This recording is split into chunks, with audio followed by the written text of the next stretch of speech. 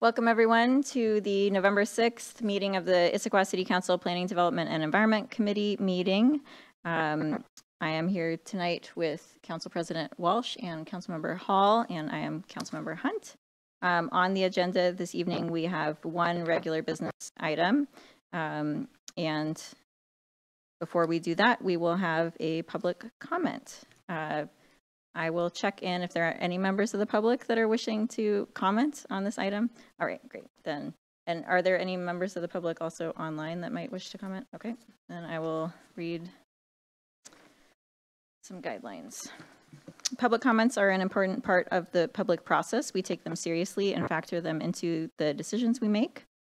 During audience comments, members of the public are invited to address the council regarding matters that are directly related to city programs, projects, services, or events, except public hearing items, quasi-judicial items, or campaign-related matters. When recognized, please unmute your microphone. Please state your name, address, and relationship to the city. Please speak clearly and pause frequently, and please limit your comments to 5 minutes. And I will call up the first member of the public, if you would like to make a public comment. Thank you.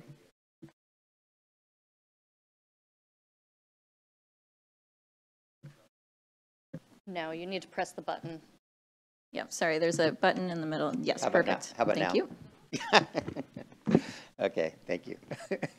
My name is David Zeitlin, and I'm here representing Life Enrichment Options, or LEO for short. And our address is 690 Northwest Juniper Street in Issaquah. And thank you for letting me speak, City Council and members of City Planning, other staff. If you don't know us, which I have a feeling everybody does, we're a 501c3 nonprofit, and we work for individuals with intellectual and developmental disabilities. In particular, I'm here to talk about the housing tonight aspect of what we do.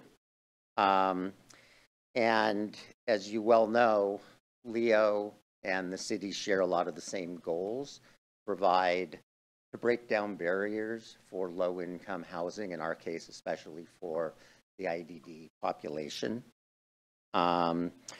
We have a concern, given the cost of living in our area, that not only IDD, but their caregivers that are not living in like an adult family home. We have a few that provide respite care.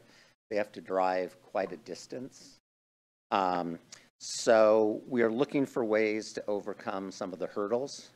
And I've been talking with some of the city staff, including Valerie Porter, on this matter. So we would like to encourage the city council and the city at large to include the items that I'm going to talk about here in a second, if not for the benefit of all of those that are looking to build middle housing. And I think tonight it's just about middle housing, not ADUs, is that right? Okay, so this kind of affects both, or does affect both, but especially for nonprofits like ourselves that are interested in providing housing. So for the middle housing ordinance, ideally we would allow like one single family home be on the same parcel as middle housing. We would like higher density for parcels which are dedicated to providing workforce and low-income housing that are in single-family neighborhoods. We would like to allow up to 6 units instead of 4 if all of them are dedicated to middle low-income housing. And in our case, it wouldn't have to all be IDD. As I mentioned, our caregivers and other people in the community or would like to live in our community. For ADUs, allow the square footage of ADUs to be 1,250 instead of 1,000. It's more conducive to a 3-bedroom.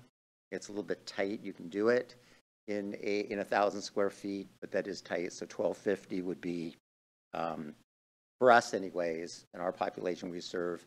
And I think people with families, 2 or 3 children, a better option. And for both middle housing and ADUs, consider either waiving or having lower impact fees for nonprofits that are working to provide middle housing for low income and workforce housing. Similarly, for city development fees, to have a lower structure comes from grants and fundraising, public money, or private money, and public money, and not to require off-street or street improvements on the frontage, be it sidewalks, gutter, curb. I've been involved as an architect for years in public works. Sometimes our projects, we have to go to the middle of the road and do half-street improvements, which is pretty much for a housing project would be a non-starter. So on a broader terms, our initiative would be to find ways to partner with the city of Issaquah on our initiatives and our goals to provide middle housing, low-income housing, housing for IDD. You know, as you know, we already have 4 homes in Issaquah, and now that the Trail House project is coming back, we are going to have 2 or 3 units within the Trail House as well. Thank you very much. Thank you very much for your comments. Sure. Perfect, thank you. All right, I will check in with City Clerk if there are any members of the public online that might wish to make a comment at this time. Yes, Chair Hunt, Connie Marsh is on the call and would like to address the committee. Connie, I've made you a panelist. You should now be able to unmute and turn on your camera. Okay, hi, Connie Marsh, live on Squawk. So I have put in a lot of public comment on middle housing, basically on the accuracy of the information that you're being provided. And it has not come through on the public comment that you have gotten. So I sent one email out, but this one comment is about the critical areas themselves. So some of your critical areas are missing. The state actually includes seismic hazard areas and mine hazard areas as part of the geological hazards.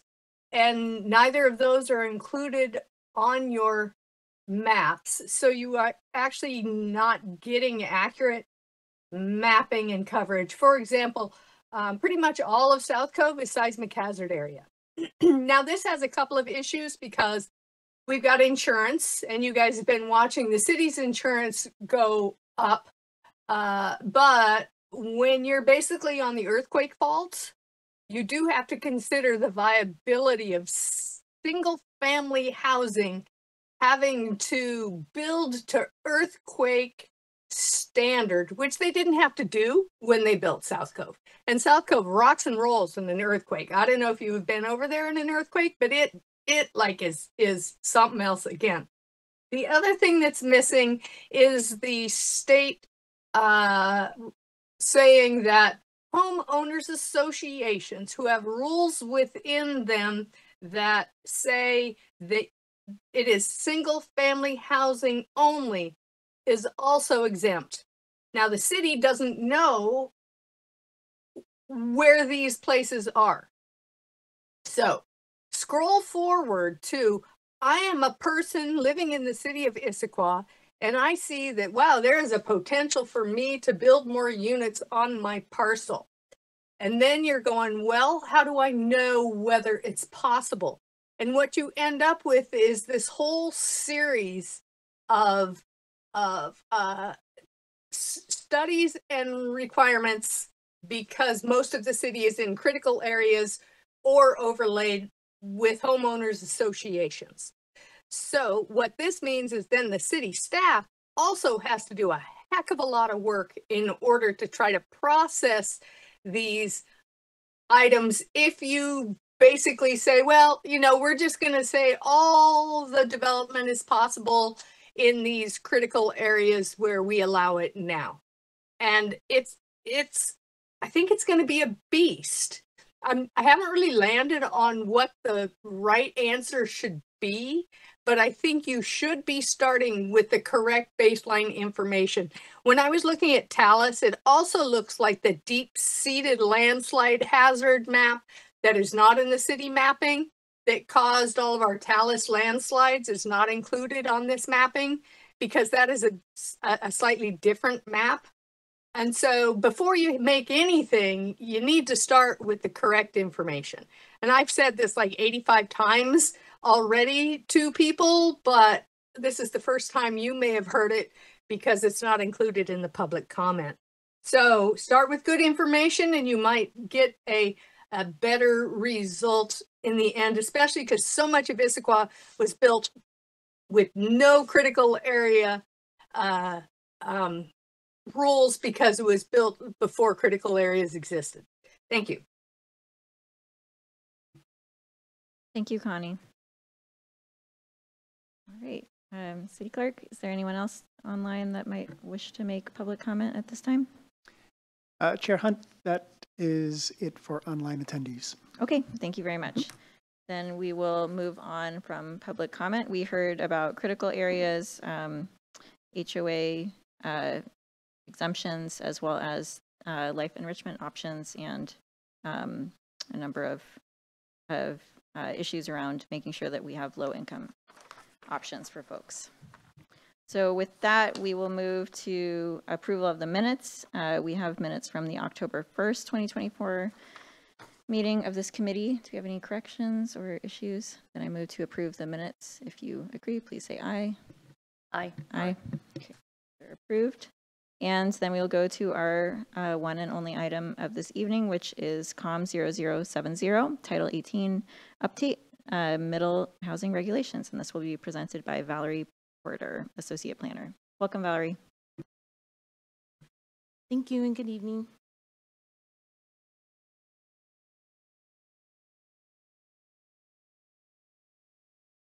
All right. Oh, can you guys hear me? All right. Yes, we can. There is a gray box on the screen. There we go. Sorry about that. Thank you. All right. So tonight's meeting, the purpose is for you all to gain feedback from you all for amendments to Title 18 related to middle housing. So I have several questions that I've posed tonight. I'm not going to go through all of them right now, but during my presentation, I'm going to start off with an introduction of middle housing and then go into each question followed with a little bit of background. But mainly, most of the questions are going to be related around how we define middle housing and therefore how we then determine how to process, to apply design standards and other requirements. So first, why are we talking about middle housing? So in 2023, the Washington State Department of Commerce released housing projections stating that we have to have over 1 million homes constructed by 2044 in order to keep the pace of the population growth.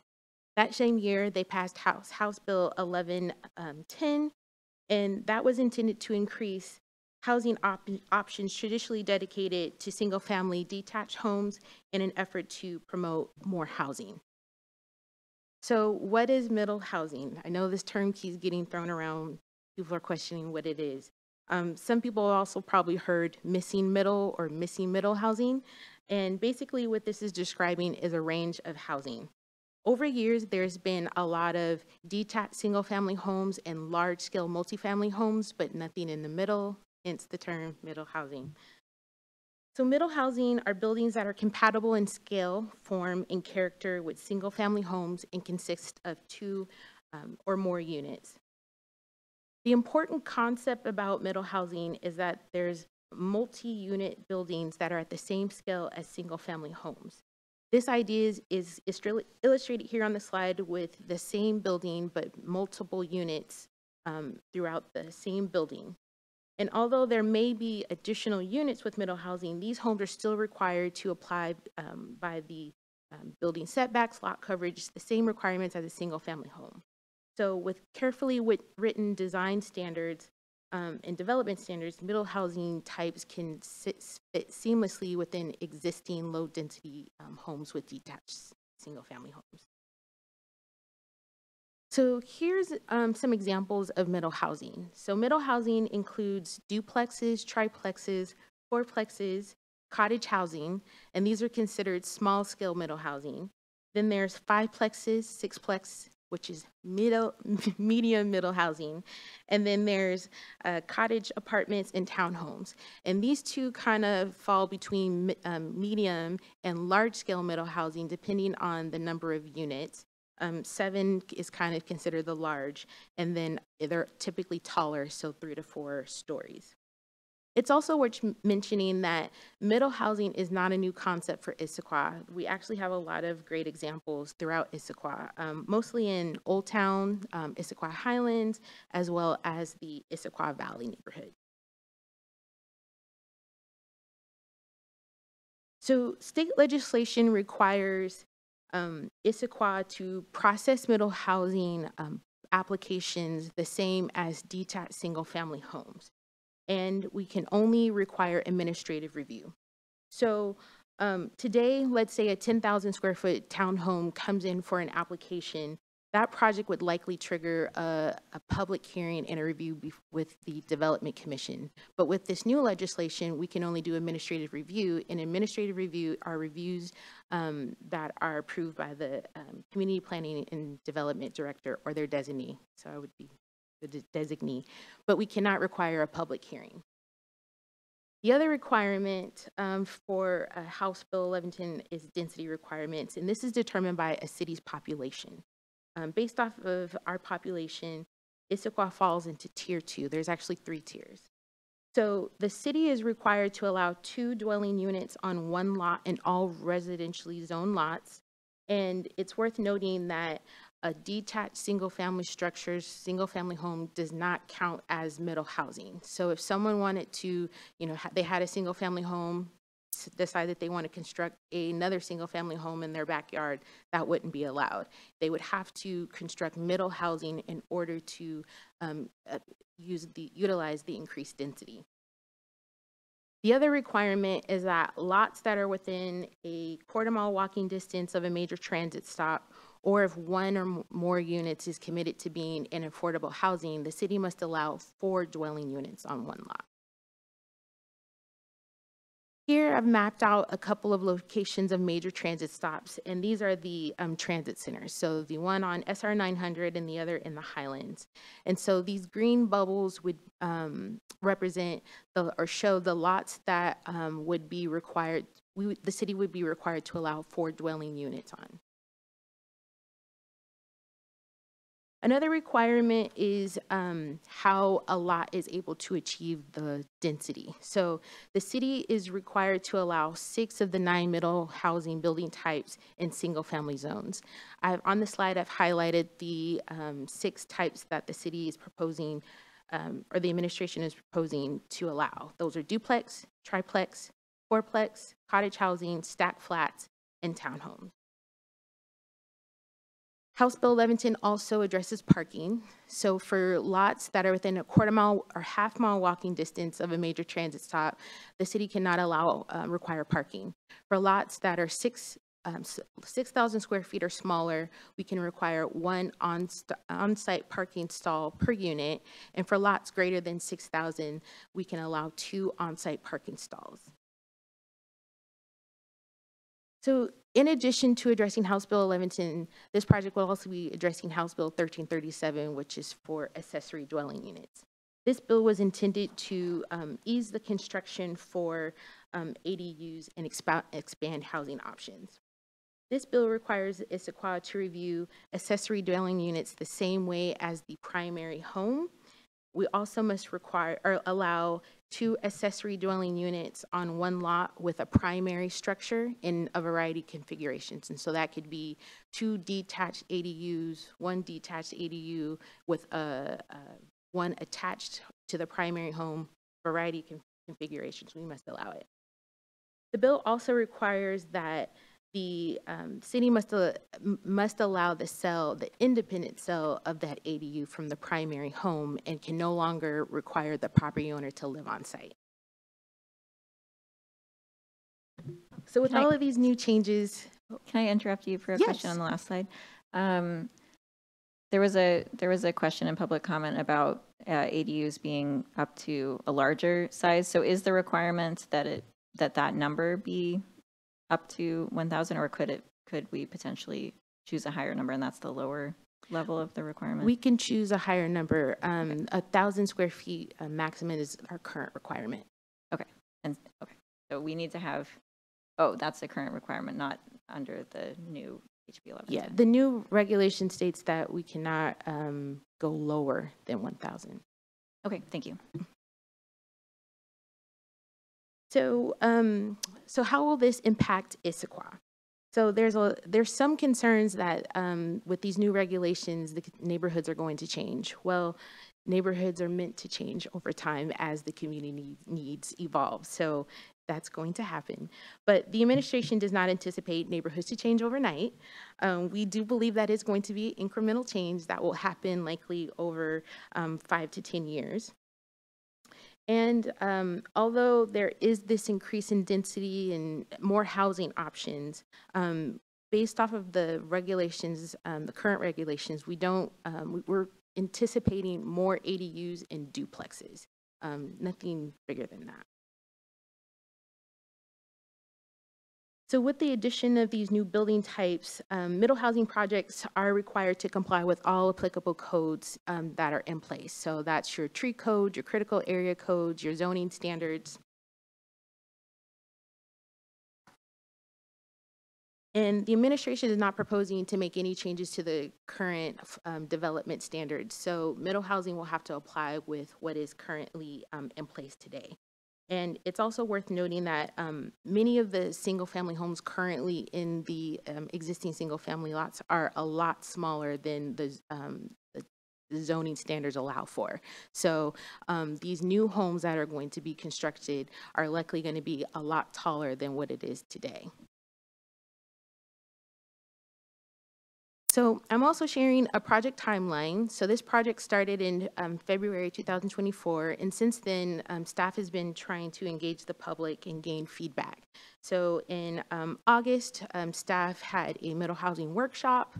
In September, an online survey was posted to gain feedback, and then staff also held a Q&A session in October to give the community an opportunity to speak directly to staff and ask any questions. So the next steps will be to gain all of this feedback from the Community Planning Policy Commission and you all, and then draft proposed amendments, which must be adopted by June 2025. So for our policy questions, so I've lumped question 1 and 2 together because they're kind of related. So the first question is, does the commission agree with the approach of applying a unit limit on middle housing and multifamily housing projects? And should middle housing projects be exempt from the land use process and require a site development permit? So state legislation requires cities to process middle housing projects the same way as detached single family homes. And so the administration believes that a 10-unit townhome is very different, has a different impact than a duplex. And so the review should be different. So with question number 1, we're looking for clarification on how the city should define middle housing. And based on how we define middle housing, again, this is going to determine how we apply design regulations and other requirements. The administration is proposing to define middle housing and multifamily separately. So traditionally, multifamily has been defined as a building with more than 1 unit. So should the city keep this definition, then we would have to basically process all residential projects the same way. It's detached single family home or a 74-unit development project. So the administration is proposing to define middle housing as projects with 2 to 6 units and multifamily projects as 7 or more units. And we've come to this number because that's how the state defines middle housing. They clearly defined a sixplex as a middle housing type. So if the committee agrees with this approach of separating middle housing and multifamily, middle housing projects will only be required to obtain a building permit, which is similar to a detached single-family home today. While projects that are greater than 7 units would be required to obtain a land use permit, a site development permit. So a site development permit, to be clear, is not a construction permit, and it actually must be issued prior to someone obtaining a building permit. Now, if council disagrees with this approach, then it's kind of a all or nothing approach again, meaning that all residential projects would have to be treated the same way. So we would either exempt all residential projects from obtaining a land use permit, or all projects would have to get a land use permit, and that means single family detached homes. Here I'm showing the current process that it is today. We currently regulate projects by the square footage. And so if a 4,000 or less residential project came in, it would trigger a level 1 site development permit. So they would submit, staff would do public noticing, so neighbor notices, site posting, staff would review, and then the CPD director would then provide approval. If a 10,000 square foot or more project came in, staff would do the same process, but instead of the CPD director providing review and approval, it would be the development commission. And it would have to go through a public hearing process. So with this new process, again, if council agrees, middle housing projects, so 2 to 6 units, would be treated like detached single family homes, only requiring a building permit, and 7 or more units could trigger a land use permit or possibly go to the development commission. Question 3. Should middle housing projects be exempt from constructing frontage improvements if constructing a building on an existing lot? So again, this requirement of a middle housing has to be treated like a detached single family home. So today, a detached single family home is exempt from constructing frontage improvements, while a new development, redevelopment of a home, or a residential going to commercial triggers frontage improvements. And depending on the lot location and the existing infrastructure, frontage improvements could include curb and gutter, sidewalks, stormwater drainage, street lights, street trees, landscape bed. So again, there's a couple of options. The administration is proposing to exempt middle housing projects from constructing frontage improvements on existing single-family lots. And so to be clear, what this means is if someone decided to construct a triplex on an existing lot, they would be exempt from constructing frontage improvements. But say that same lot, someone wanted to construct a triplex and then plat that so that it was 0 lot lines, or like a fee simple lot, then that would trigger frontage improvement.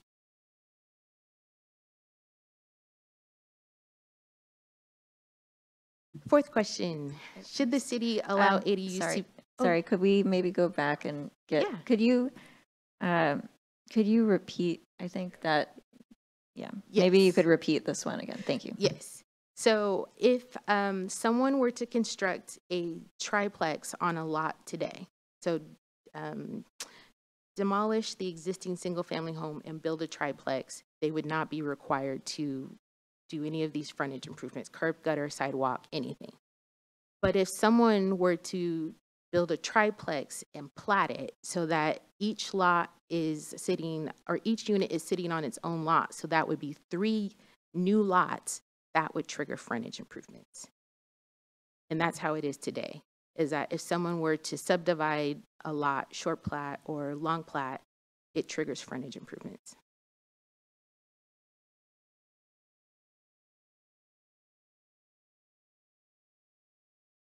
Okay, thank you. That was one of the questions I emailed you like 4 hours ago. So I appreciate, actually, you're answering almost all my questions right now, but I appreciate that.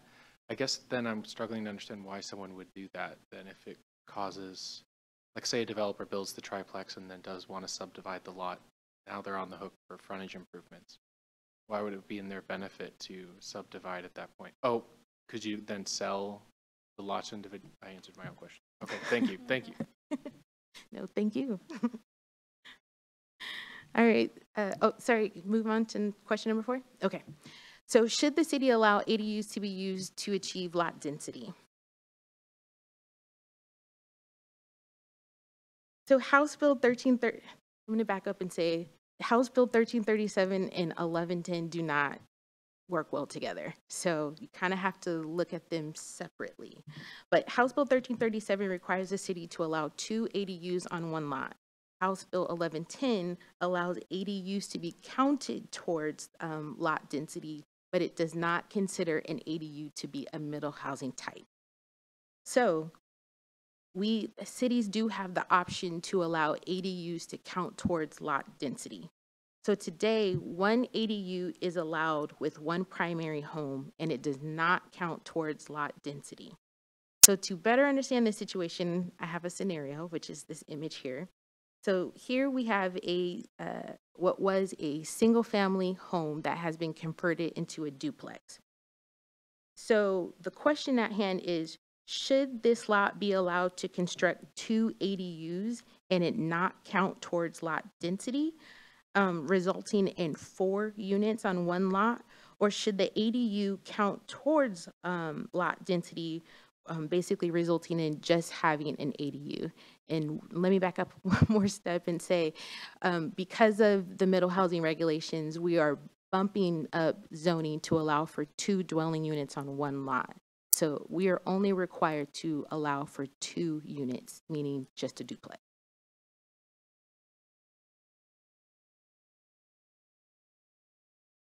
Okay, I'm going to move on to the next question unless there's some question. I do have a question on this. So you mentioned, and I've heard it mentioned before as well, that the different House bills are not compatible. Our lobbyist has also mentioned something to that effect.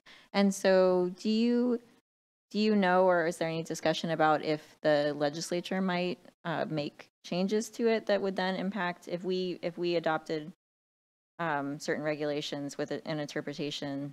Is there the potential that we would have to then, go through this process again to I don't know. I'm Okay. sorry, unfortunately, I don't know. Oh, 1 second. Good evening, council members.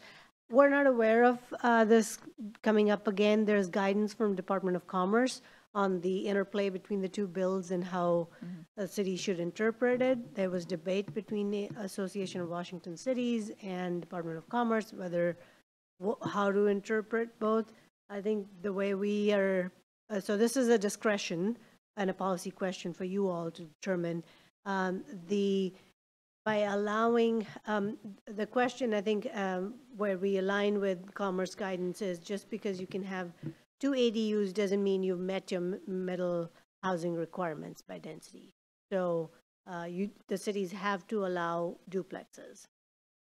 So that part I think is the guidance where there was debate, whether just having a main house and an ADU that you've met your middle housing requirements. So Commerce has come out and said, no, that you have not.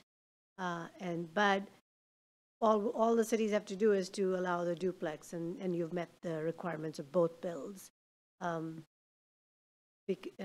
So because we have average lot sizes, aren't huge in a lot of places, some of it is practically how people are going to fit in that many. It'll play out on the ground, because by the time you fit in your parking, you have your setbacks, you have your impervious surface, you can only put in so many units.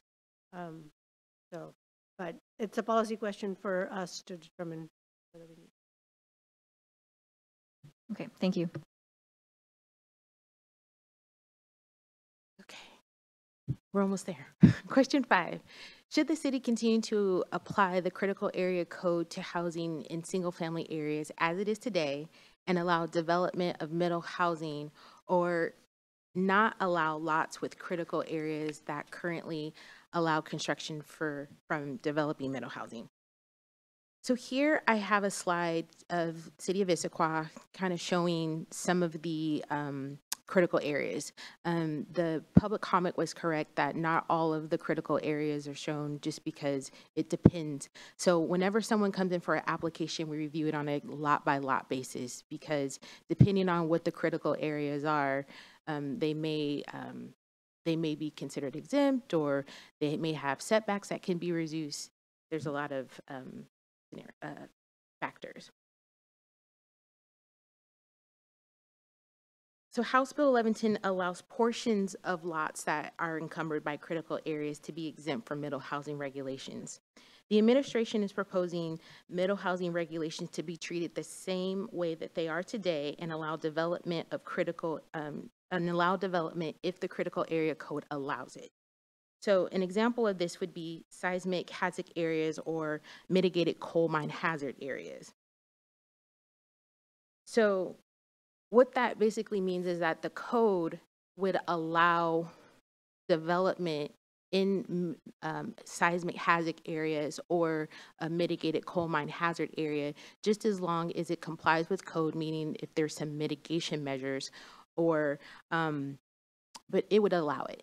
So some critical areas like steep slopes, or streams and wetlands are very clear that you cannot build or have direct impacts, but they do have buffers.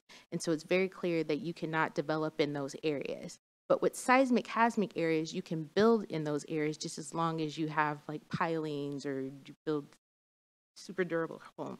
So the question that's being posed is whether or not to allow lots constructing middle housing, should they be allowed to construct just as long as they comply with the critical area code. I think the other piece to keep in mind is, again, you have to treat middle housing the same way as you do detached single family homes. So if you restrict it for middle housing, you probably have to restrict it for a detached single family home. So you're making it, you're restricting development, and you're making the code more stringent. Question 6, should the city continue to waive impact fees for accessory dwelling units? Today, the city waives impact fees for ADUs, but House Bill 1110 does allow cities to collect impact fees for ADUs just as long as they're not greater than 50% of the fees assessed for the primary home. So on this slide, I have the impact fee breakdown for one single family home. So this is a one-time payment that's paid in full prior to the city issuing the building permit.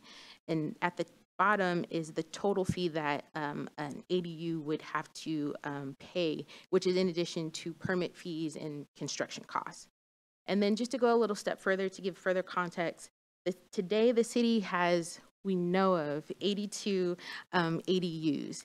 And in 2018, that's when we changed our regulations to allow for, to kind of streamline the permitting process for ADUs. And since that time, we've only had 11 ADUs constructed.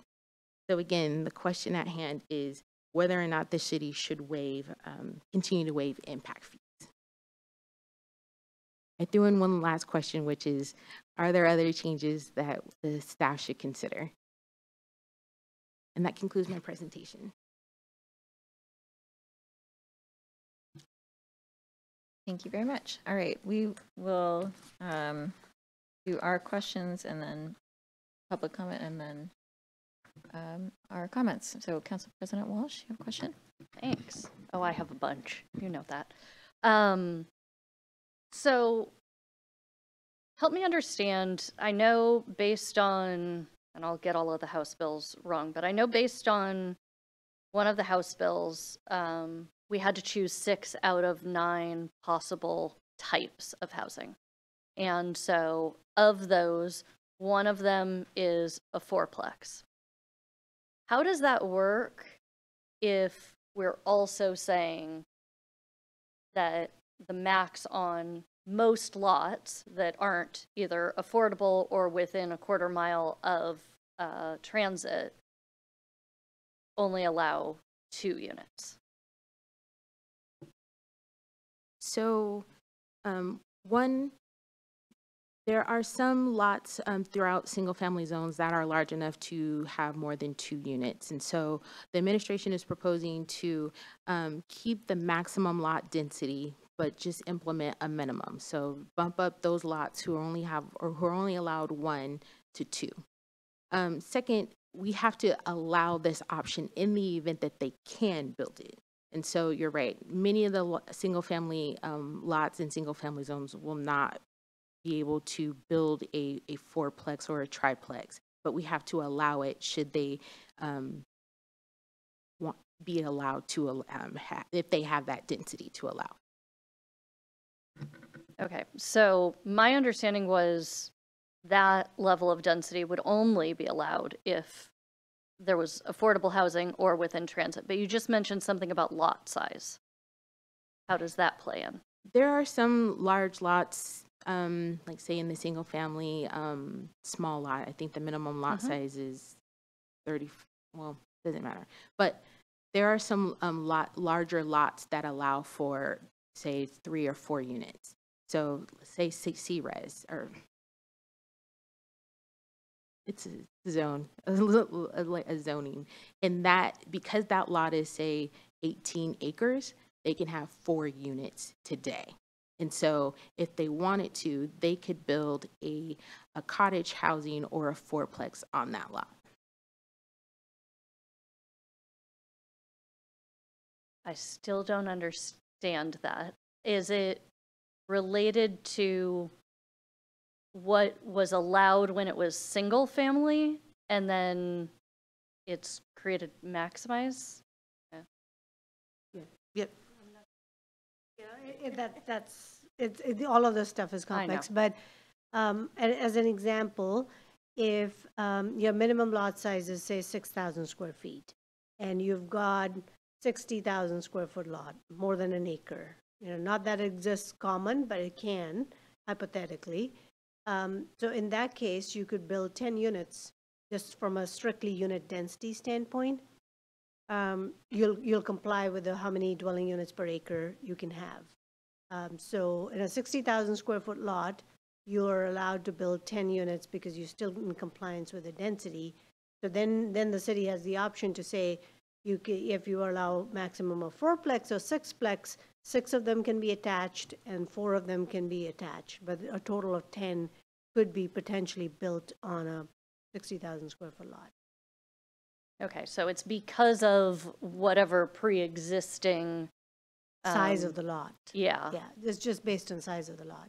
Okay. So if we're not changing the densities, because the densities are changing only for duplex, so that's what this bill is saying. So if you have one house, you have to allow duplexes for tier 2 cities.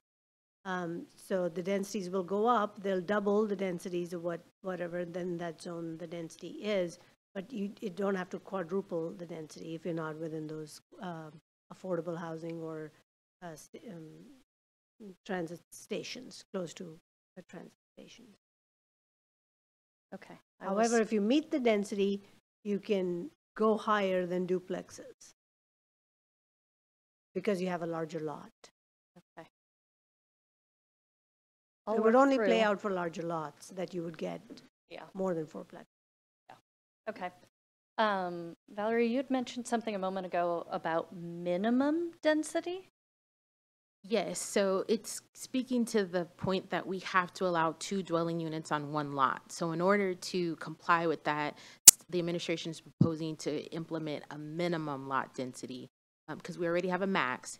So again, for those lots, let's say if you are allowed 4 dwelling units today, you would be allowed to have 2. I mean, you can go below that, but we have to allow 2. So that's the best way to allow it. I don't understand how you have a minimum density, but you're allowed to go below it, because much like FAR. Right. It's just like if you have, again, a lot that you're allowed to build 10, if you want to build 1 dwelling unit, we'll allow you. We won't make you build 10 dwelling units. So again, we just have to allow for it. So that's the reason why we're implementing a minimum. Okay.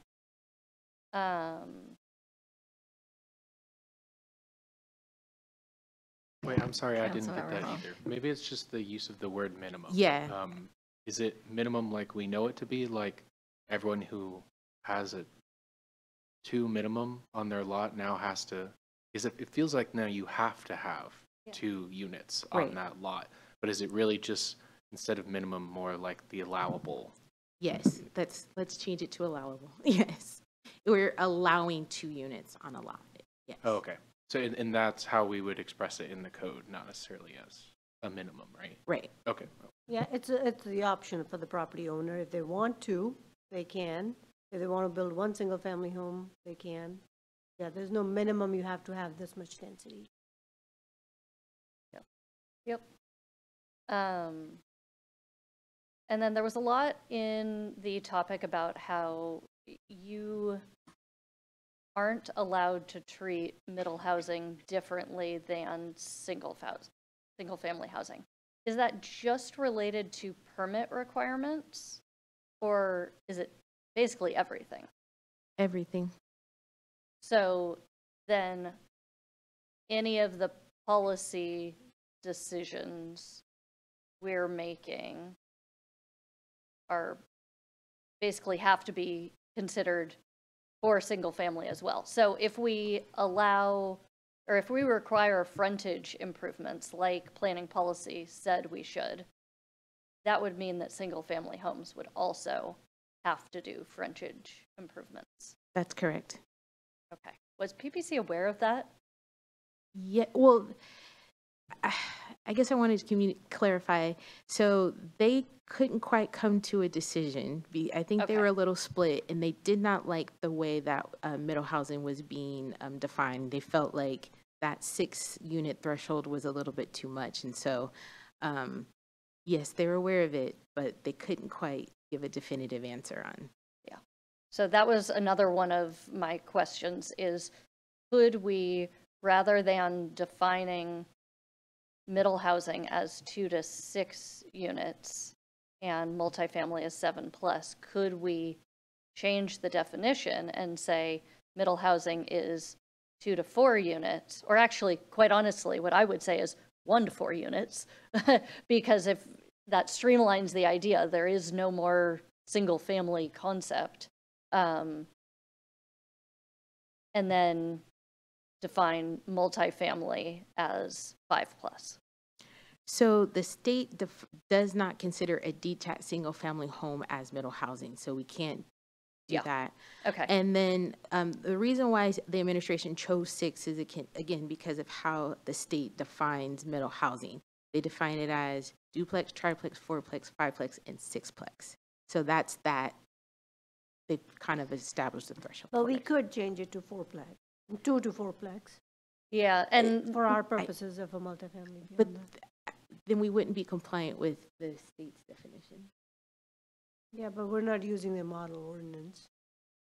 That's why we're doing we can look into that. Yeah, we'll look into it. because one of the questions I then had is if our 6 out of the 9 that we allow doesn't include a 6-plex, then we're essentially saying a 6-plex to us is not middle housing. Right. Is the way that I would interpret that. Okay. Because we're saying of these 9, we really think these are the 6 that apply in the city as middle housing. Right. So it would be great if we could get information on that idea, whether or not we could change that as definition, because I think honestly that would make a big difference in how I reply to some of these policy questions. So that, yeah, I will stop my questions there. Councilmember Hall, you have questions? Sure. Thank you. First of all, I'm just very impressed at the level of staff work that's gone into this. Like, clearly monumental work has gone into pulling things from different areas of code into one document. It was giving me a headache, so I'm glad I didn't have to do it. But anyways, and you also just presented it in a way that made it easy to kind of queue up what information do we need to tackle this policy question. So anyways, thank you. You've answered a couple of the questions I already had emailed in. I guess just kind of from a first, maybe let's start with 1110.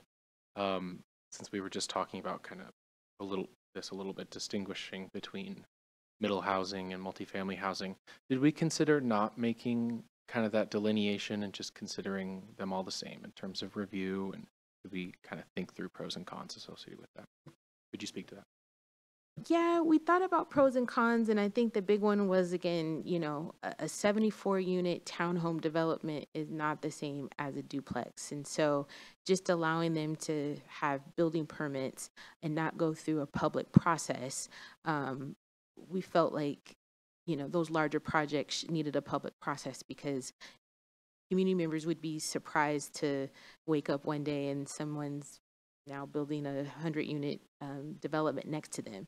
So that's why we felt like just, clearly delineating the terms and treating, the smaller middle housing types like single family housing, and still treating the larger units, with a land use process, community meetings, and to the development commission was a better approach. Do we know if there are any other cities that are, I guess like the way I'm thinking about it is like the difference between, in my community, like the difference between 6 and 7 units on a lot wouldn't be that different, but you have to draw the line somewhere. I get that, and I think you've made that good point. But are there any other cities that are considering higher, like drawing that line at a higher, like 7, 8, or 10, or what's your read of the landscape on that? So a lot of cities are trying to figure this out. Yeah, we're all in the same boat right now. Some of the cities that have figured it out already are the larger cities like Seattle and Bellevue. They're required to allow 4 dwelling units on one lot, but they're already allowing for that greater density. The city of Shoreline is one of the is a tier 2 city. And so they are, their initial approach was to just comply with the state regulations, so allow 2 dwelling units on one lot. But in areas where they have sound transit, because they just have recently got a sound transit line, they've decided to increase development in those areas. But other than that, I'm not quite sure what other cities are doing, because No, you bring up a good point. Everyone's doing this at the same time. So, frontage improvements, you answered. I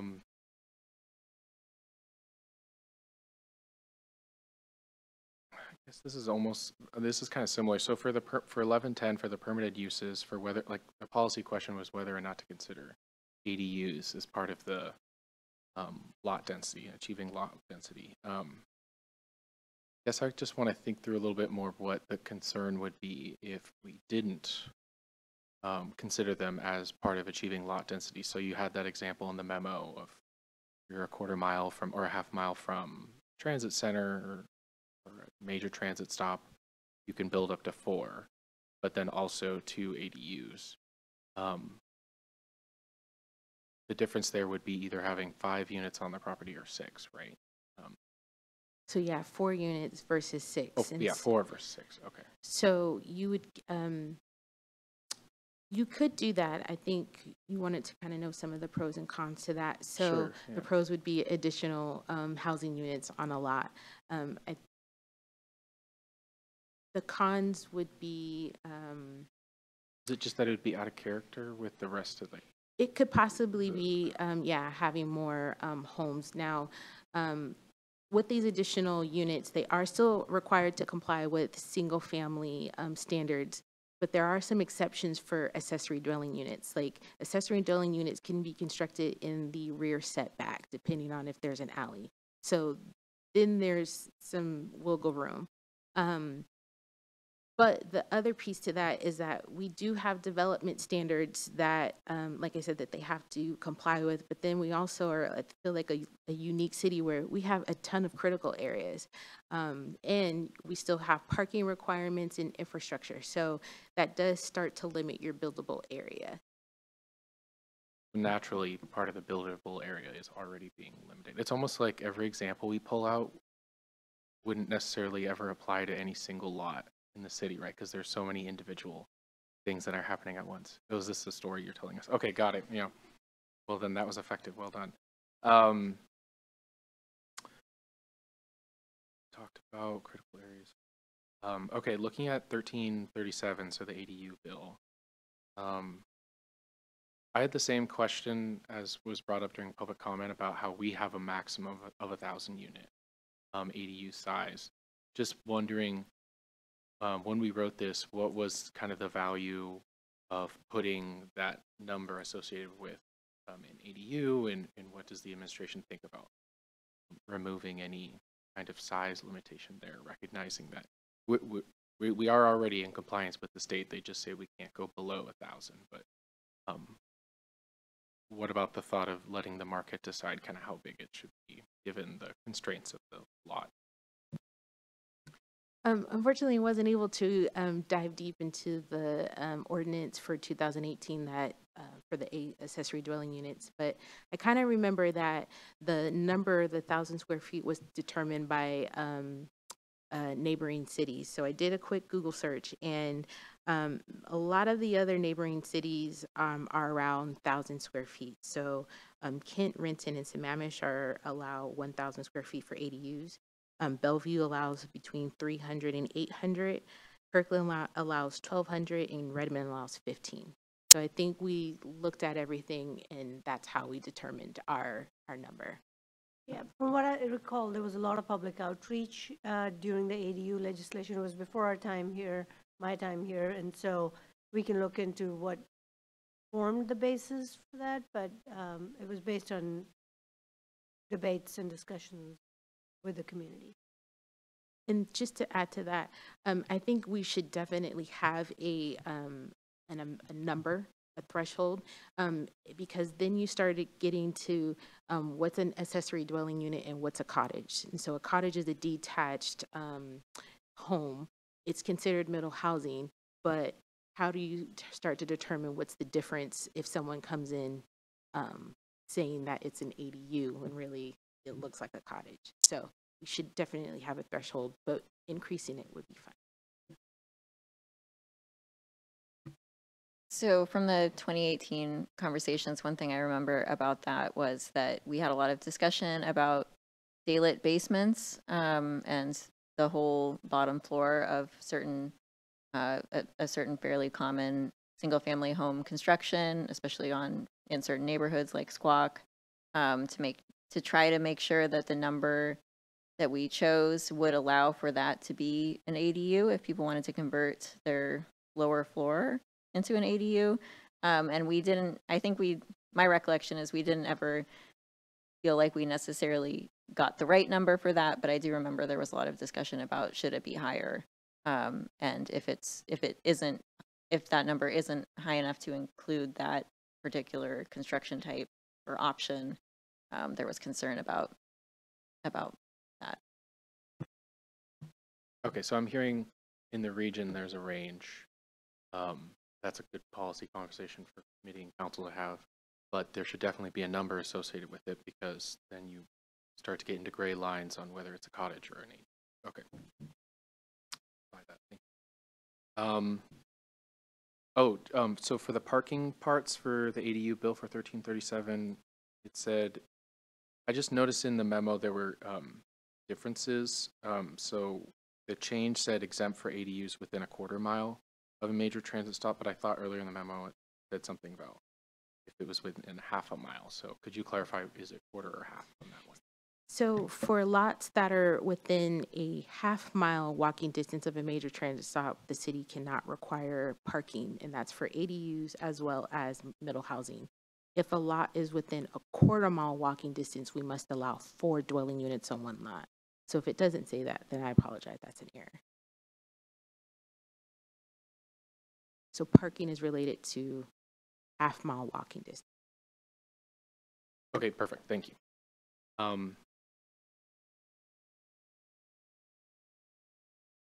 Well, you kind of answered my question about impact fees. So we don't already charge impact fees on ADU development. One of the policy questions was, should we continue to do that? So I guess my question was, well, why would we not if we're already not doing it? It seemed like you kind of answered that earlier, and let me just clarify. You'd said, well, essentially we had a good amount of ADUs for some point, like 80 something, And since then, we've only had like 11, since we've actually made changes to make it easier to have ADUs in the city. So maybe that is more of a reason to keep the barriers low. Is that kind of how you'd respond to that? Yeah, that is a pro. Waiving the fees then encourages more development. On the other hand, the city is paying for that. So then that means that the city's then having to front the bill for those infrastructure and services. So it may be less, I haven't looked at the budget, but less money. So then it may be harder to construct some of that infrastructure. Council President Walsh. Just a comment that I heard Stephen Padua mention on the middle housing tour was that like Kirkland exempts ADUs from impact fees. And so one of the things you're seeing is a lot of ADU development instead of duplexes or other things. So it also is a question of what do you want more of and what are you incentivizing versus disincentivizing? That's a good point. And so I guess then just to follow up on that, our options as a city are no impact fees all the way to the same impact fees as the same single family home on the lot. Is that right? We can look at the rate, you know, if it's lower than a single family home. If an Oh, it's 50%, ADU is that should be right? a Yeah, oh, lower okay. rate or the same rate as single family. I think that's what. Yeah. So our option then is no impact fees up to half of what is for the home on the lot. Okay. Correct, the primary structure. Oh, So that's an interesting 50%. point. Okay. I think that's it for me at the moment, although some might come to me. Okay, great. Thank you. I wondered if in your surveys and in conversations with the planning department staff, if you have a sense of why we have only seen 11 ADUs being built since we adopted all of these. Like, what are the main barriers to having more of these be built? Fees. I think the fees are just high. Also, utility connections, just again, cost of construction. Lot coverage. It's hard to have a large single-family home and an ADU with the current development standards. Those are the top ones that I think it's mostly market driven, and rather than regulations and things like that. I mean, on average, you know, homeowner, they have to have that much equity to kind of build that. I mean, usually when it transitions to a sale and a builder comes in and they want to build it, but sometimes there's family situations where they want to live in the property and do that. And, you know, in those cases, we're seeing that. Issaquah's 11 number is better than some other cities, which had a much more promotion going on for ADUs. They, you know, like I know for City of Renton, they had pre-programmed ADU plans. They hired an architect to kind of, you can come by, you know, if you use this and it's a speedier process. And, you know, the number was lower than 11 last time when they had first launched. So it's just market for, you know, you don't see it come really quickly over time though. That number can creep up. And now with the House Bill 1110, the number could be higher. That's why we pulled that as a policy question, because it's not too much of an impact if it's only a handful of ADUs. But if the city's going to get a lot more middle and then not having those infrastructure improvements and deferring them, the city's never going to have the money to go back and do all that. Okay, great, thank you. Stephen, did you have additional comments since you hopped on? I do. Thank you, Chair Hunt. Good evening, council members. Stephen Padua, Long Range Planning Manager. So the total number of ADUs in the city is a little deceiving comparing it with the 11 that were built after we changed the regulations, because the vast majority of that 60-ish ADUs were actually built as part of the master plan communities in Taos and Highlands. So it's hard to say like the regulation change really was a difference between before and after. So like Minnie was saying, in terms of rate of development after the regulations were changed, we did get a little more ADUs than a lot of our neighboring cities comparative to at least the cities that made similar changes to their regulations. And that is just kind of the market for ADUs at the time. Okay, great. Thank you. All right. Do we have any additional questions at this time? No? Okay. Then I will call for public comment on this item. If any members of the public would like to make an additional comment, you are welcome to come up at this time.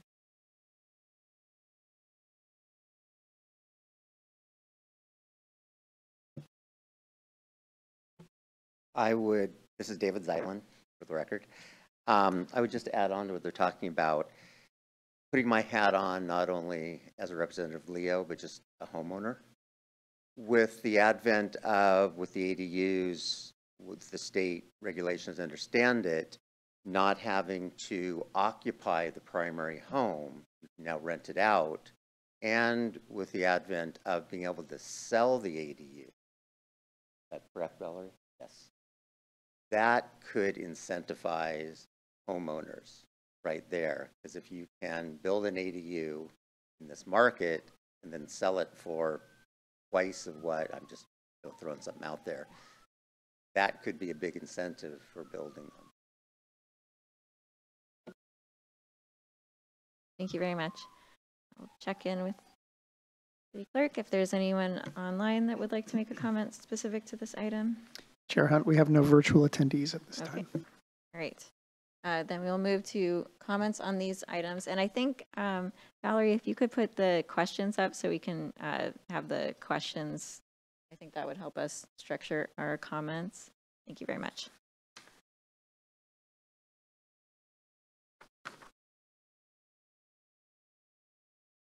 Oh, yes. Councilmember. Sorry. Just a quick question that I forgot to ask.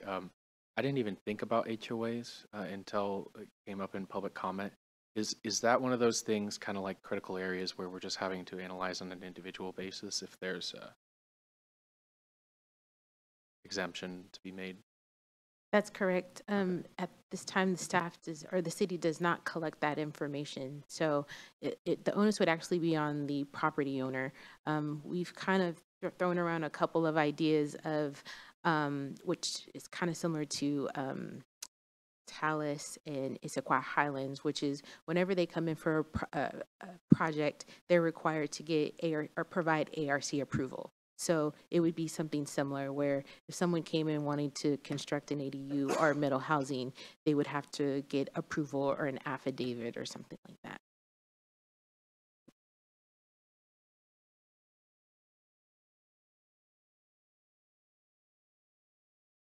Council President Walsh. I'll start us off if you're okay with it.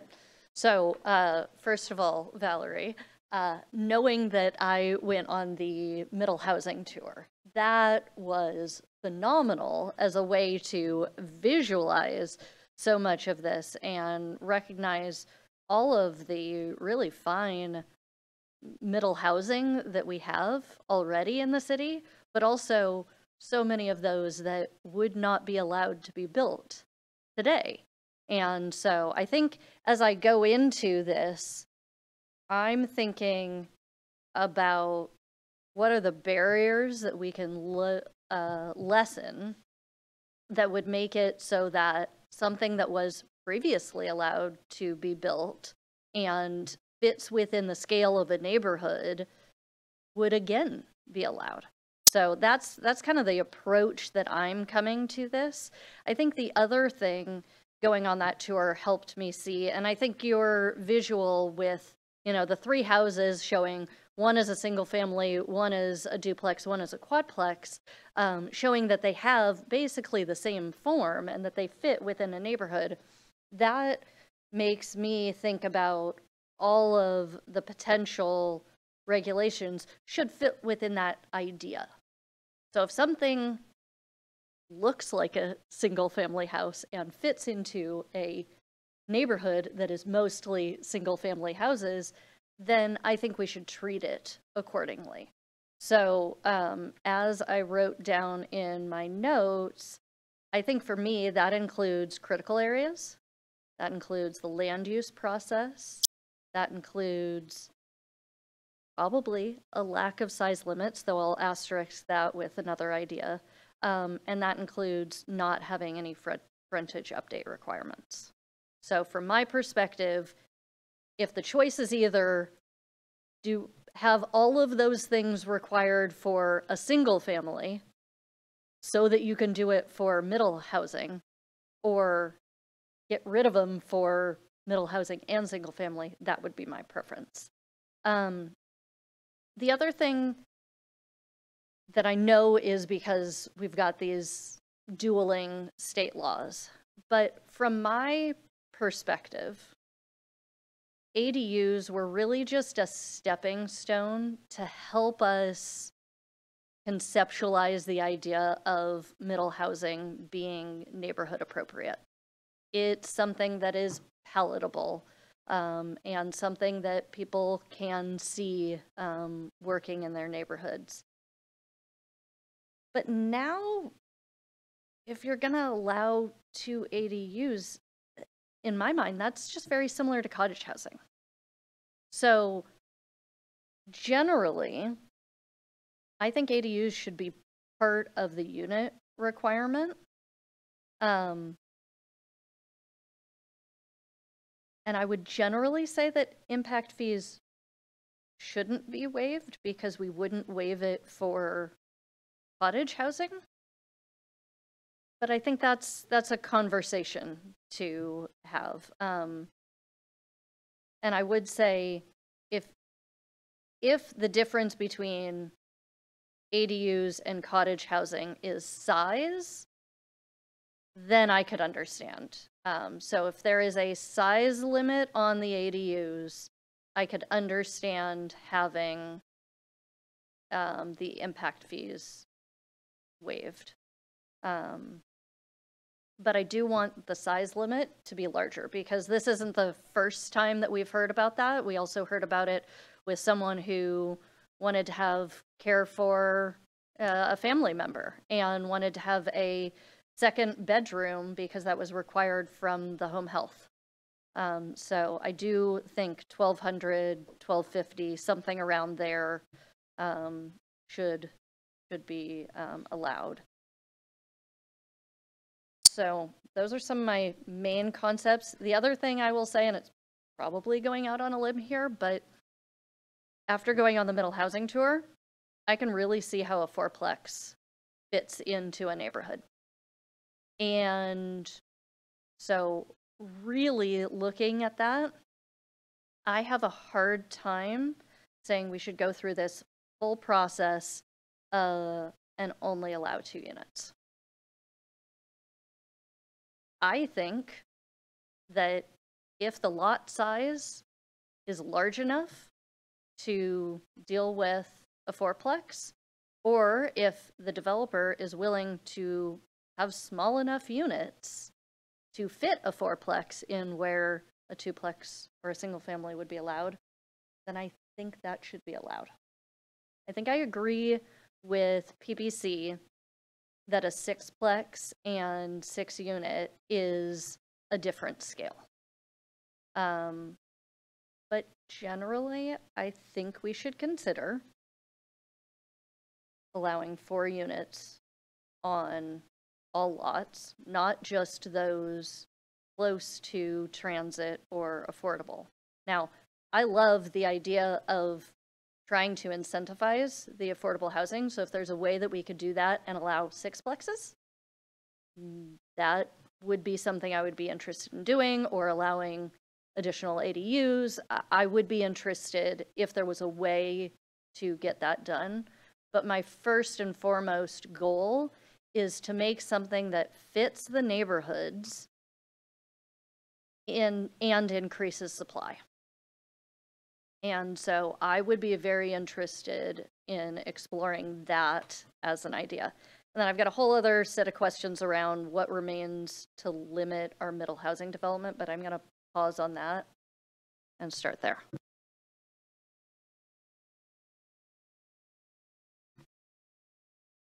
Okay, I was just looking if you addressed all of these questions there. Okay.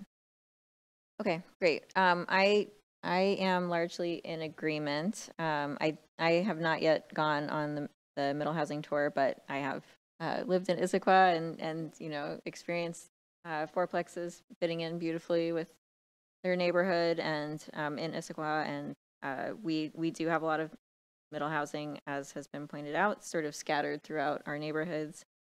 I agree with the general concept that want to make it easier to make sure that we have these smaller units. Our housing survey from many years back indicated that there are a lot of single folks or couples that would like to have options for a smaller unit than our existing housing stock. And so, you know, moving that direction is good for our community, and reducing red tape to that end, I think, is good for the community. And also, we have to some degree, we have to comply with that to meet the state regulations.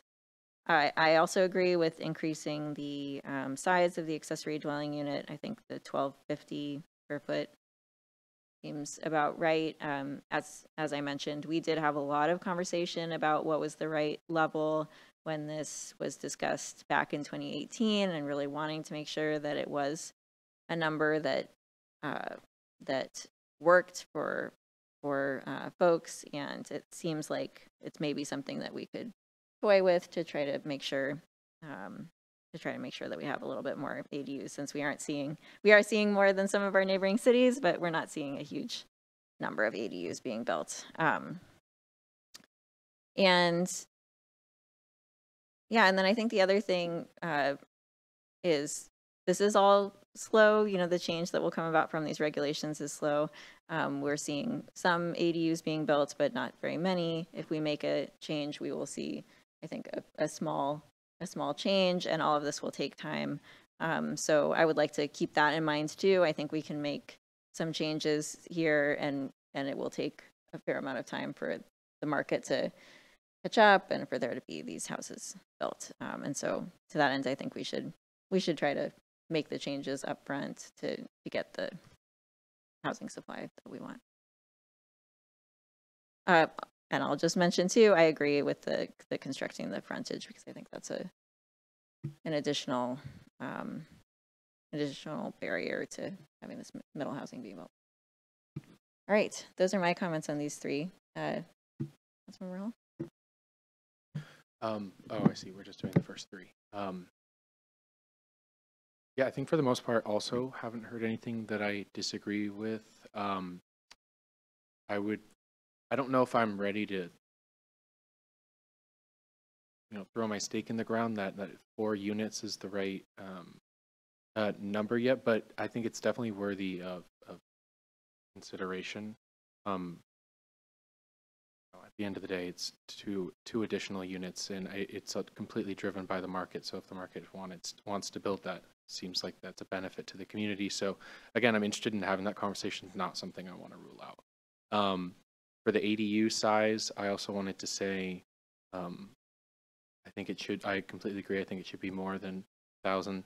I think saying 1,250 or 1,200, it could be right, but I also have no idea. I would like to know kind of more like what are the need cases for an ADU. I think most people in the community would think of it as kind of this mother-in-law unit that can be small, but that also evolves as the market has need for new types of ADU units. I think one thing that might be a little different, and I actually can't remember if it's different from either of your comments, but I do think we should, at least for now, continue to waive fees, impact fees on ADUs, though I think the point is very well taken that it could potentially have an impact on increasing, where we see increased ADU development and not as much middle housing development as we might have wanted. So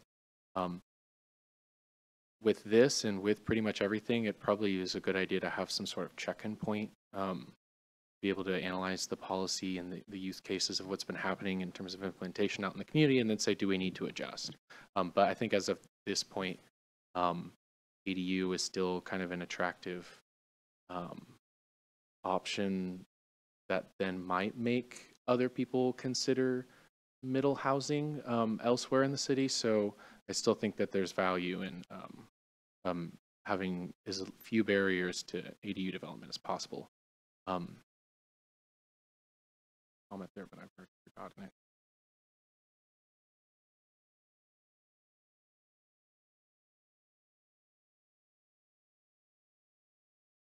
Yeah, so I mean, I guess from the first 3 questions then, I agree with the direction that's already been provided. Are we just doing the first 3 or are we?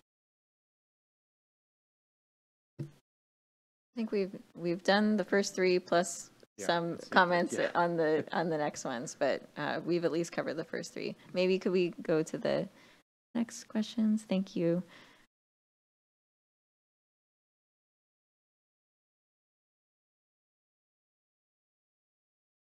Okay, so I think we all agreed that we do recommend the city continue to waive impact fees for ADUs at this time. Okay, yes. And then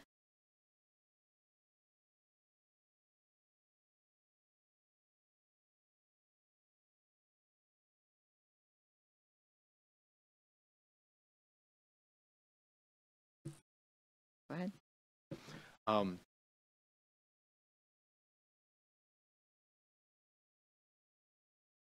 For 4, I think Council President Walsh made some good points about. I mean, at some point, 2 ADUs is very similar to cottage, very similar to the kind of middle housing that we're talking about.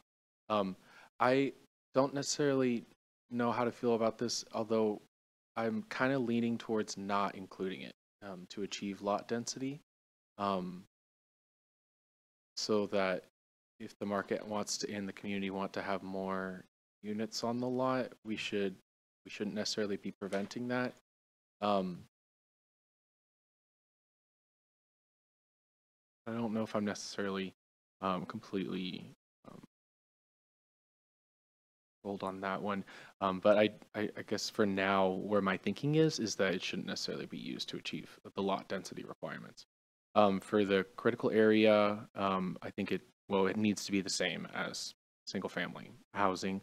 And I think that I agree with the Planning Policy Commission recommendation of continuing to follow critical area code and allowing missing housing or middle housing development on these lots as much as possible. And then we answered the last one. I guess just some other quick comments that I'd written down too, that I wanted to say. The feasibility study was fascinating, super helpful tool. So please pass along our thanks. Super interesting to explore the different development eras of the city, kind of the evolution of housing structure and type throughout, and definitely interesting to see that overlap of critical area and buildable area, and how much, it's like 48% or something, is encumbered by critical area. That, anyways, news to me, very interesting. I also want to thank members of the community that participated and provided us with feedback. It seemed like it was really full spectrum of feedback on missing housing. The short responses were also helpful, but it seemed clear to me that there wasn't really a consensus amongst the community around middle housing in general, which I think underscores how we'll need to have that sort of check-in after the code has been allowed to be implemented for some while, or for some time, to see how it's working. I'm not sure when exactly that would look like, because I don't think we're anticipating any of this to happen overnight. It could take even longer than we think. You said something about like 5 to 10 years. That even seemed quick to me. So those are just also some of my general thoughts, and I can come back to anything else if we want to discussion. Okay, great. So on number 4, just so we are clear, the PPC's recommendation was that ADUs should not be exempt from lot density and should be considered a unit. So ADUs they recommended that the city allow ADUs to be used to achieve lot density. And you're recommending not. Are you on the same page with that? I think, so my best scenario would be that ADUs are considered a part of lot density and we allow 4 units. Because I think just streamlining out the concept that an ADU is any different from a unit, from my perspective, just eases the concept in everybody's mind. So that would be my preference. If we are going to stick to 2 units, then yeah, I want to have ADUs not be counted in lot density, because that basically achieves the same thing. I think it's a silly idea that we have to treat ADUs differently than just a unit, no matter what the form is.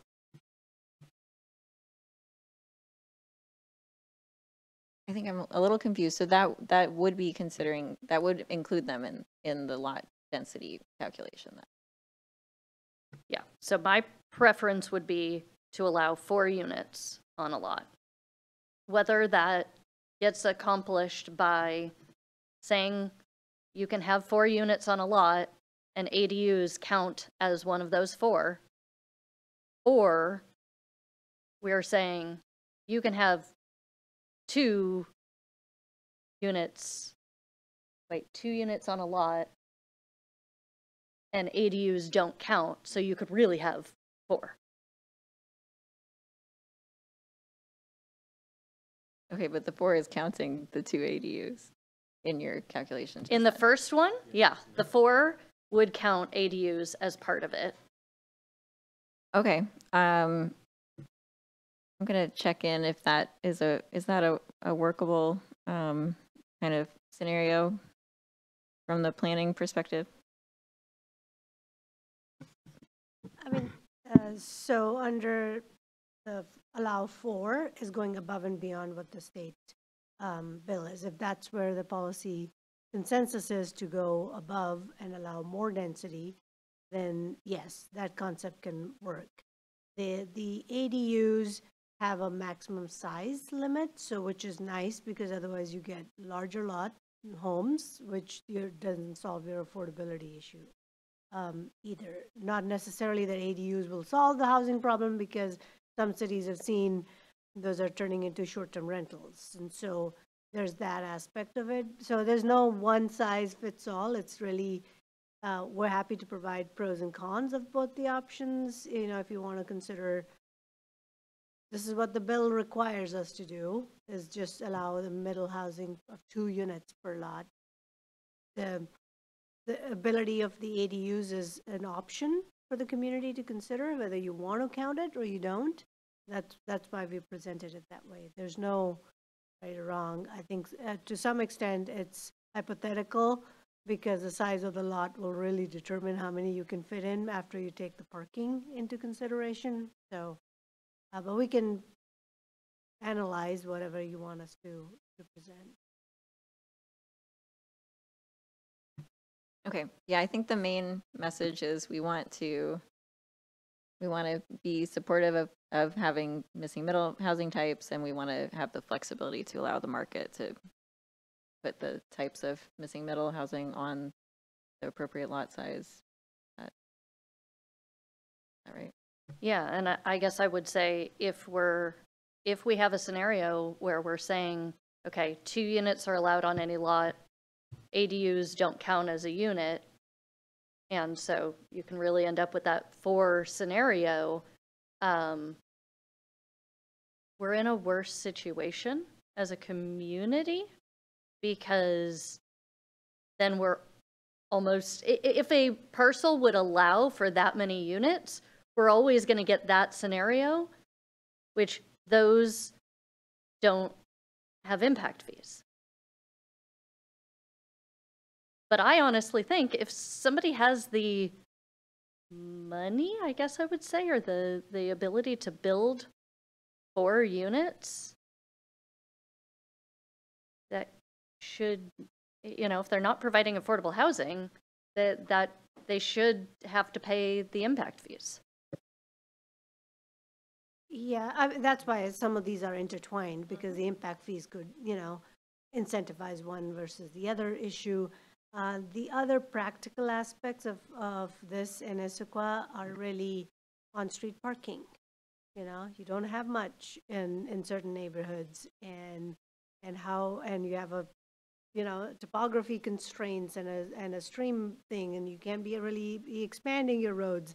And so and there's no transit, so people are still relying on their cars. There's one bus that takes you to Seattle. So I think there's just a combination of issues that probably will, majority of it being parking, and if you get 4 units in a lot and you have to accommodate 1 parking space per unit, what happens if there's no on-street parking and you have guests, or you own 2 cars because you're a 2-household person that relies on cars to get you from point A to B. So it's just, those are and infrastructure, honestly. I think water, sewer connections and things like that will also come into play if we get whole-scale development in some of the older neighborhoods. So between parking and utilities are the more practical aspects that we have to keep in mind. So given those, we don't know how they'll play out. I think our recommendation would be we start with what the law requires us to do, and then we can always go back and increase if we want to, but let's see how it plays out a little bit more. But if you want us to go, 4 units instead of 2 units, we're happy to provide pros and cons for a good policy discussion on it.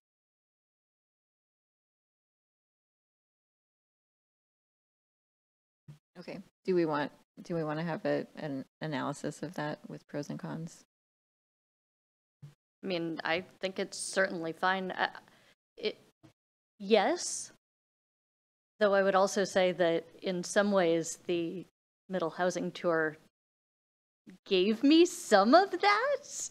I mean, just if the concept is that a 4-plex could fit within the form of a single family, then yeah, I mean, yes, because there are questions about parking and such. Yeah. And so therefore it's not like everywhere, right? Old Town, Issaquah already has a single family duplex zone. So we were ahead of what the state was asking other communities to do, because we already allowed duplexes in the single family zone. It doesn't work for every neighborhood because of topography and other constraints and such. So one size fits all kind of becomes the concern or a con of that approach. So we can lay it out if you want us to write it up. Okay. Thank you. I'm seeing head nodding, so I think we are interested in that. Okay. All right. I think we've answered all of these now. Oh. Okay. Right. Did you have additional questions? This was a list of questions.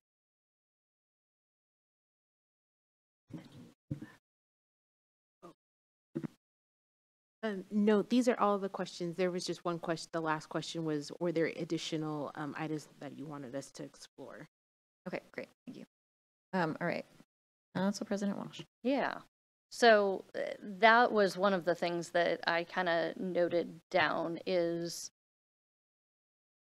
what do we know of that limits, if we make these changes, what are going to be the things that continue to limit middle housing?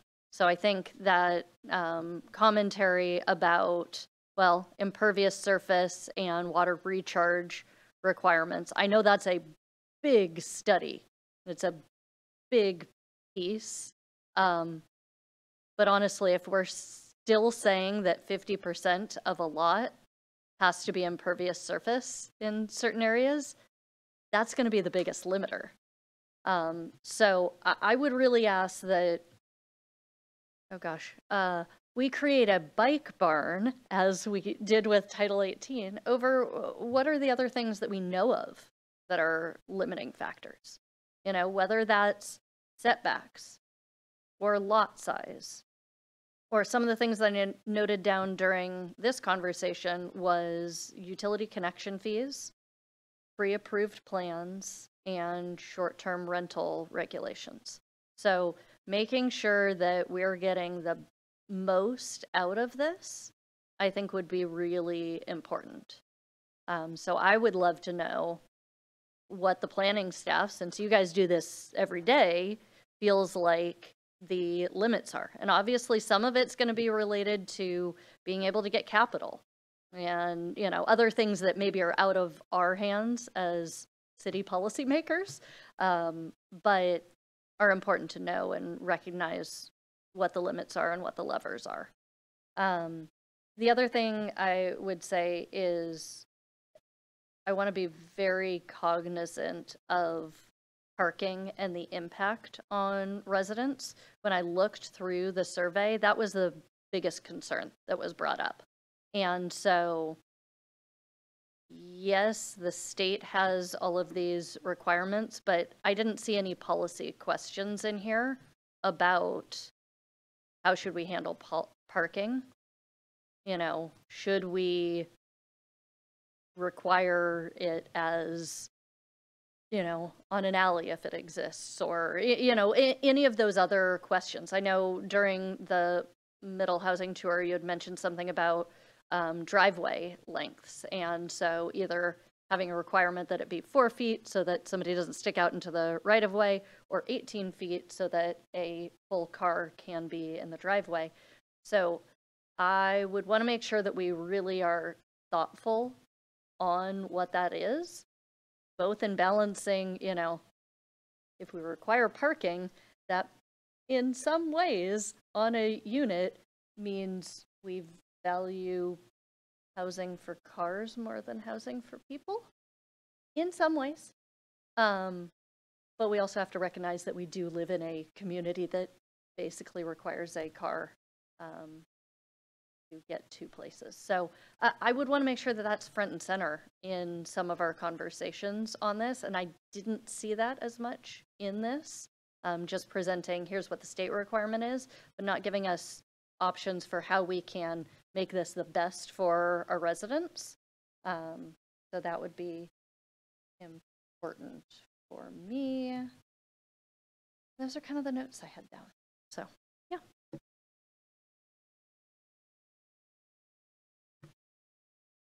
Okay, great, thank you. Councilmember Hall, did you have any additional things that you wanted them to take into? Okay, great. Yeah, one comment and one question.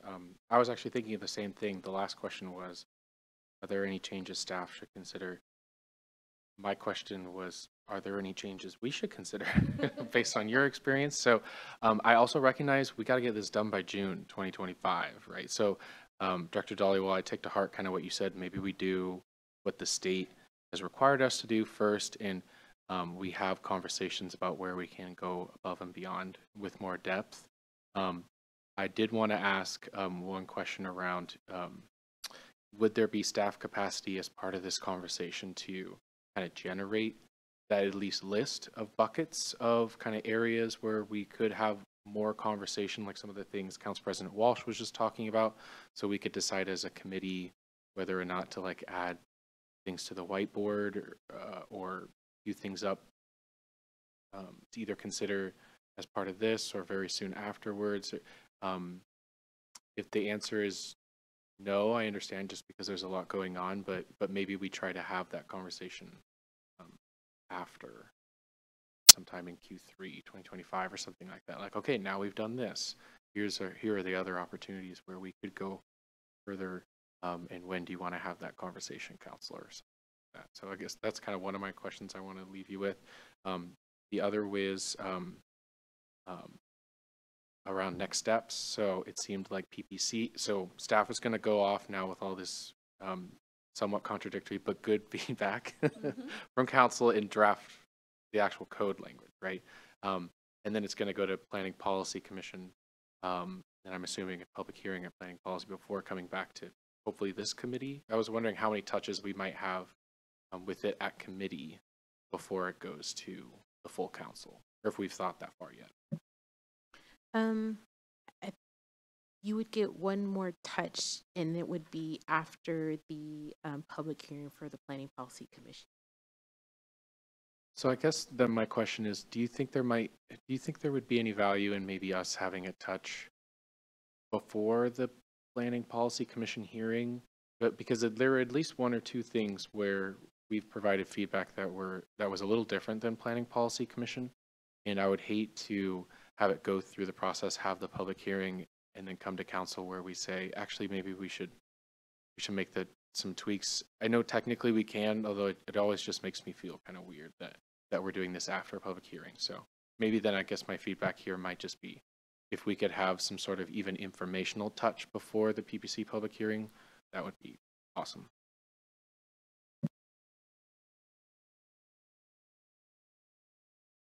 My understanding is that if there's something that has been considered, and it's been considered up to the point of the public hearing, then the public hearing, covers that because it is one of the things that's on the table. And so we as council can then change, the parameters of what we adopt as long as it was. So I think as long as, as long as we've flagged things like parking, I think that's correct from a procedural perspective. Madam Chair, members of the committee, good evening. Let us figure out a way for an additional touch before the PPC public hearing, and we can talk with the committee chair about the details. So we're not prepared tonight to sort through the calendar, but I think we hear what you're saying. Certainly Title 18, other things that this committee has had, that's often a useful opportunity. So we'll let us figure it out, and we'll communicate with the committee chair. Okay, great. So did you have anything else that you wanted? Okay.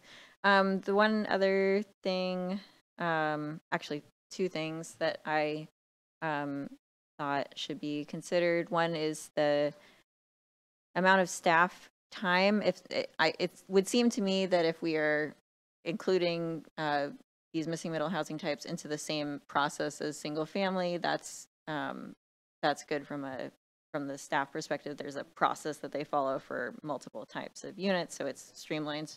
So just wanted to check on that, but I thought if there's exceptions or if there's some issue there, that would be good for us to know about and consider. And then the other thing that was mentioned in public comment that I wanted to flag is around affordable units, and if there would be, I think it may not be, I think since we said we are already wanting to waive impact fees and already not wanting to require the frontage improvements, et cetera, for missing middle in general, but making sure that if there are low income or affordable units, that they are not additionally burdened with these additional fees and costs. So basically, how do we make sure that if there is a developer that wants to include affordable units, that we are incentivizing that as well, because that is also something that we have heard time and time again is something we are in need of in the community. That was it on my list. Great. Have any additional feedback on this item? Okay. I think we have concluded our feedback. Do you have what you need from us on this?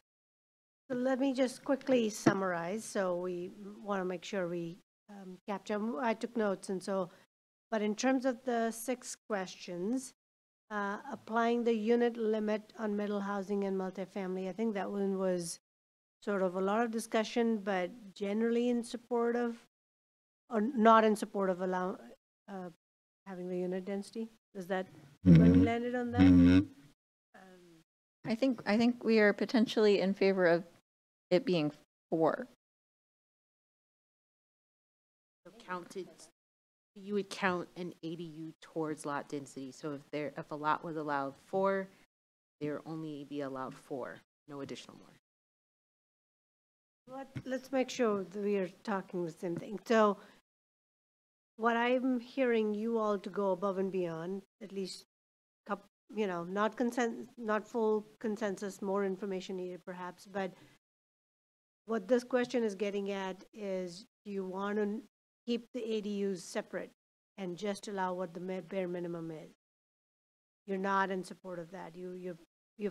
I heard Councilmember Hall saying he wants more information and wants to think. He's not ready to say 4 is the right number at this point.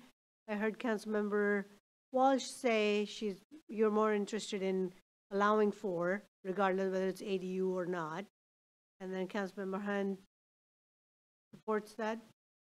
I generally support Okay. where Councilmember Walsh is headed. So do not agree with the approach of applying a unit limit on middle housing. And 1 maybe. Is that what we?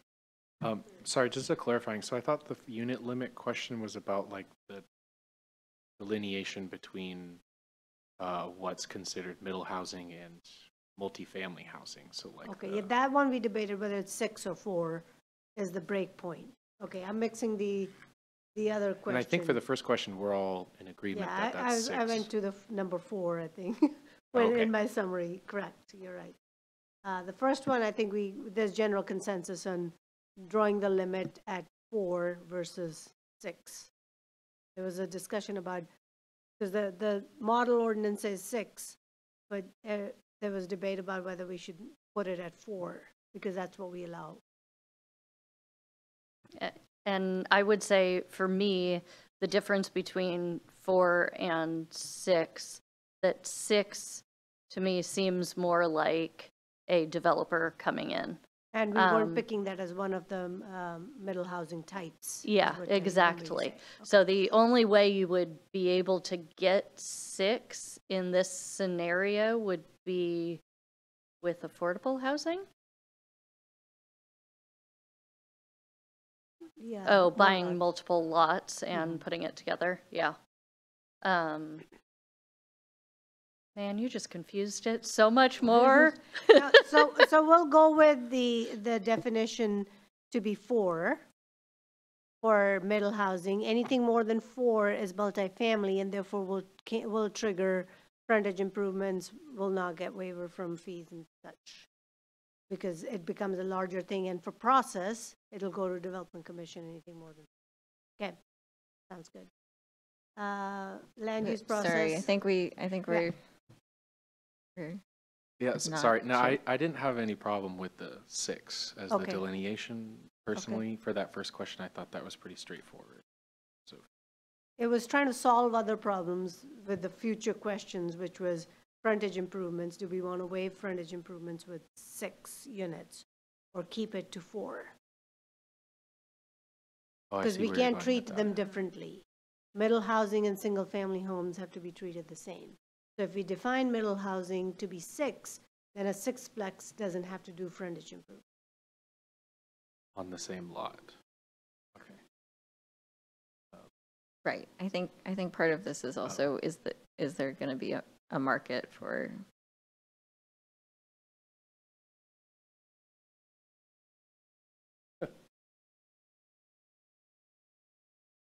Okay, so sort of split on 6 versus 4. We can have a more deeper discussion with PPC.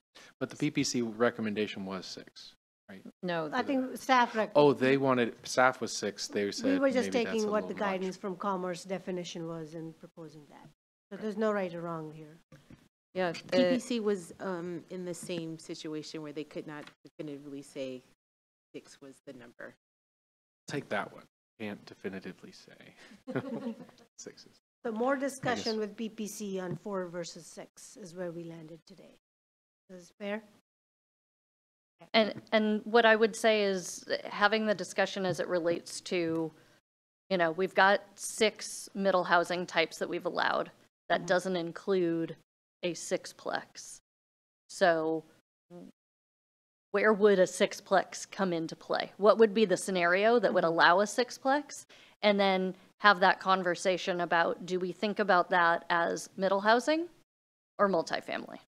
And I think that helps to kind of get a better answer out of that question. Okay.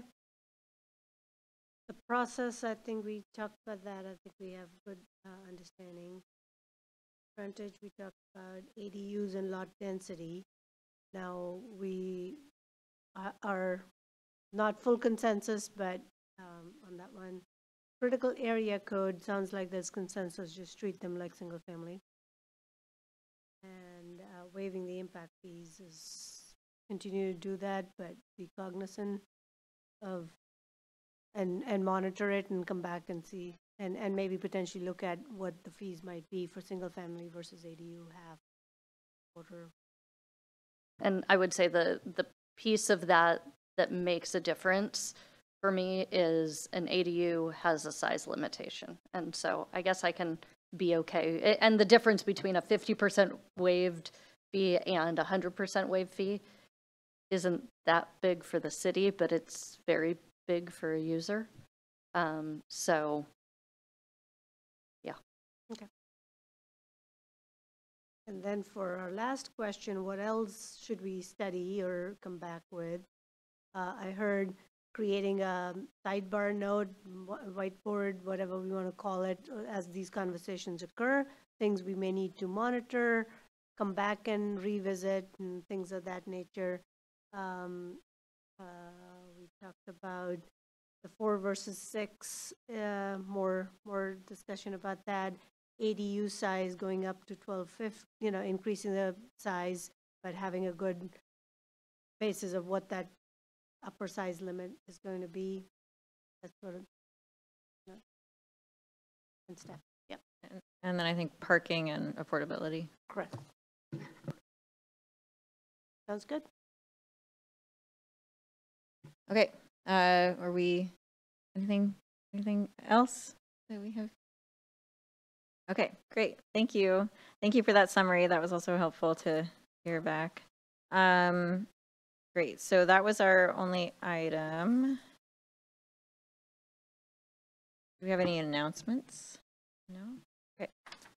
Then there being no further business, this meeting is adjourned at 8:22 p.m. Thank you all.